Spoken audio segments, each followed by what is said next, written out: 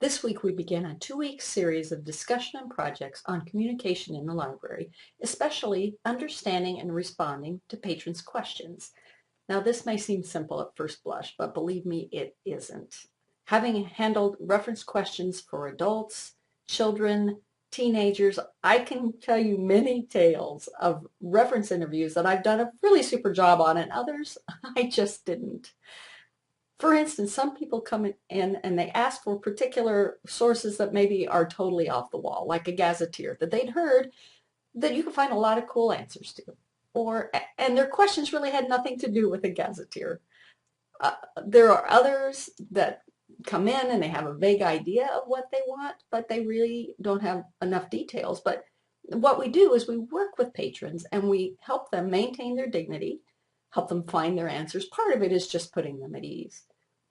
I'll never forget how many questions that I would get that had to do with, oh, that green book I checked out 3 years ago. You know, it's about this big and this thick.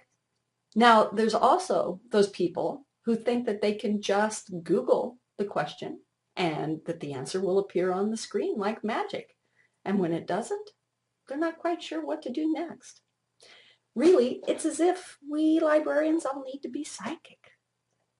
Speaking of which, take a look at the YouTube video that I've posted in the written announcements for example of just what I mean. Now, this week, we begin to unwrap this art, science, skill, or supernatural ability, however you want to look at it. It's one of the most important things we can learn as librarians, and we really do need to master it.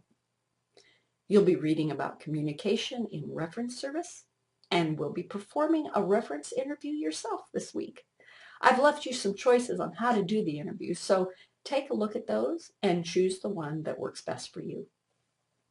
Now, you might also want to take a look ahead at the reference interview project due October 14th.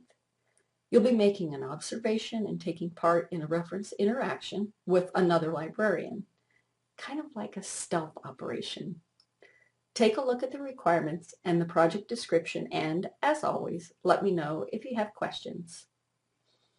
Now, I predict you are going to have a wonderful time with this assignment and learn a lot. Have a great week.